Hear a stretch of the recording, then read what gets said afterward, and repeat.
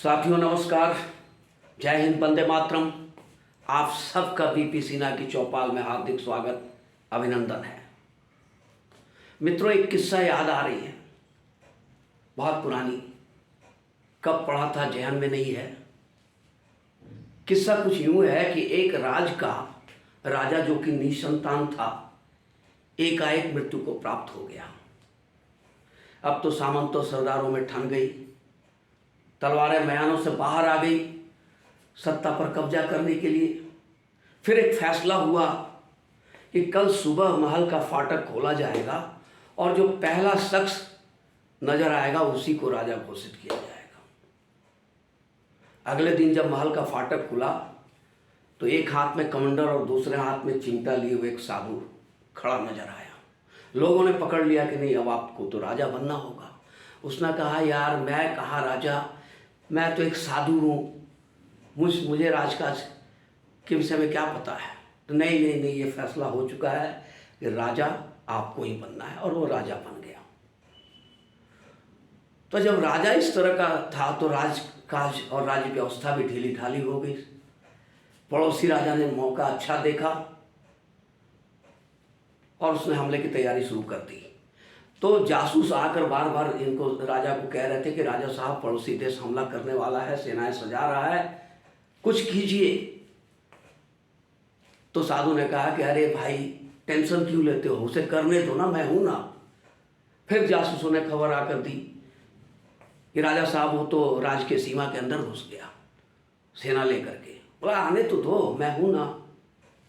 फिर जासूसों ने खबर दी कि राजा साहब सब कुछ कब्जा हो गया, महल पे भी कब्जा कर लिया उसने।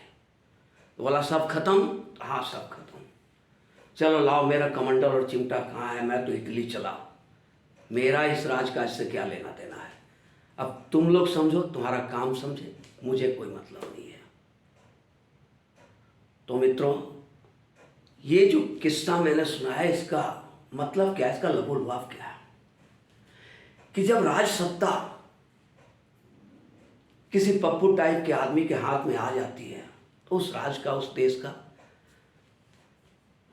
भविष्य क्या होता है, इसको समझने के लिए ज़्यादा दूर जाने की जरूरत नहीं है। अभी यूक्रेन का हाल देख लें। वहां का प्रेसिडेंट जेलेंस्की, जो कि एक कॉमेडियन था, और लोगों ने उसे प्रेसिडेंट बना दिया। अब एक कॉमेडियन जो प्रेसिडेंट बन गया तो क्या जानता है डिप्लोमेसी, उसे क्या पता है कूट राजनीति और कूटनीति के विषय में, उसे कुछ भी नहीं मालूम है। रूस बार बार धमकाता रहा कि नेटो के साथ संबंध मत बढ़ाओ, हमारे सीमाओं तक नेटो को मत पहुंचने दो। और नेटो वाले, अमेरिका और यूरोपियन देशों ने उसे पंप भर दिया कि हम लोग हैं ना, डरो मत, रूस से टक्कर लो, डरो मत। और जेलेंस्की जैसा पप्पू, मैं तो उसे पप्पू ही कहूंगा, इनके चढ़ावे में आकर के रूस से टकरा गया, ऐसे जैसे एक चींटी पहाड़ से टकराई हो, एक बकरी शेर से टकरा गई। ये वही हाल जेलेंस्की का हुआ कि रूस से इसने टक्कर ले लिया। सारे यूरोपियन देश, अमेरिका या नाटो जो भी है, सब दूर से तमाशा देखते रहे, इसे चढ़ाते रहे। बहुत हुआ तो थोड़ा हथियार दे दिया कि चल भाई, लड़ तू हमारे तरफ से। वो भी हथियार भी को जो अपने कबाड़ में, जो बरसों से इनके यहाँ कबाड़ में पड़ा हुआ था, वो निकाल कर दे रहे हैं कि भाई इससे लड़ो, तू लड़ना है तो इससे लड़ ले। क्योंकि रूस का एक ड्रोन, जिसकी कीमत मात्र $20,000 है,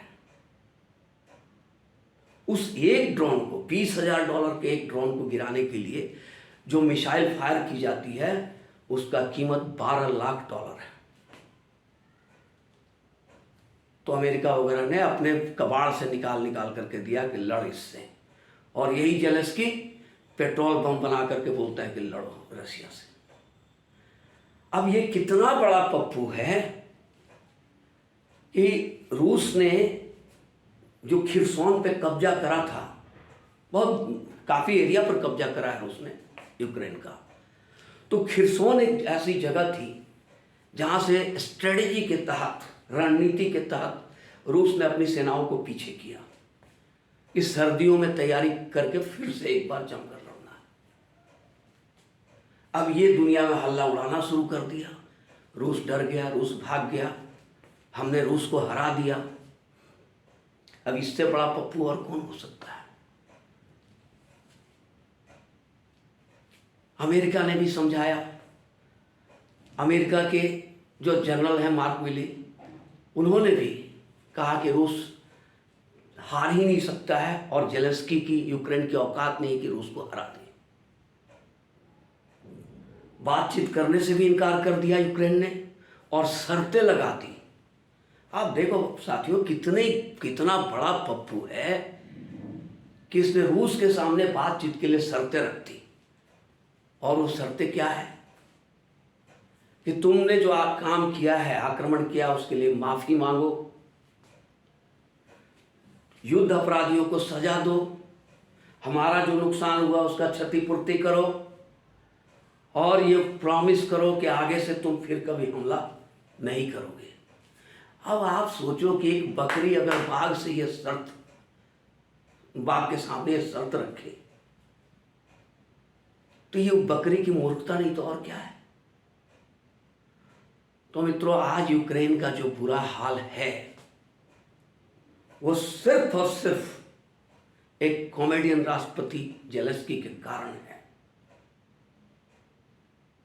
तो साथियों, हिंदुस्तान में भी आज ऐसे पप्पुओं की कमी नहीं है जो पैदा हुए सोना का चम्मच मुंह में लेकर के पैदा हुए हैं, लेकिन आता जाता कुछ नहीं है। लेकिन प्रधानमंत्री बनेंगे और बहुत सारे लोग लगे हुए हैं कि इनको प्रधानमंत्री बनाया जाए। तो अगर दुर्भाग्य से इस तरह के पप्पू अगर भारत की सत्ता पे आसीन हो गए तो फिर भारत का क्या दुर्दशा होगा, इसकी सिर्फ कल्पना की जा सकती है। साथियों, आज तबीयत कुछ ठीक नहीं है, इसलिए वीडियो को और ना बढ़ा करके आप सबसे यही विदा लेना चाहूँगा। आप सबका बहुत बहुत धन्यवाद। और जाते जाते एक निवेदन है कि अगर आप लोगों को ये विश्लेषण अच्छा लगता हो तो मेरे चैनल को लाइक और सब्सक्राइब जरूर कर दीजिए। धन्यवाद।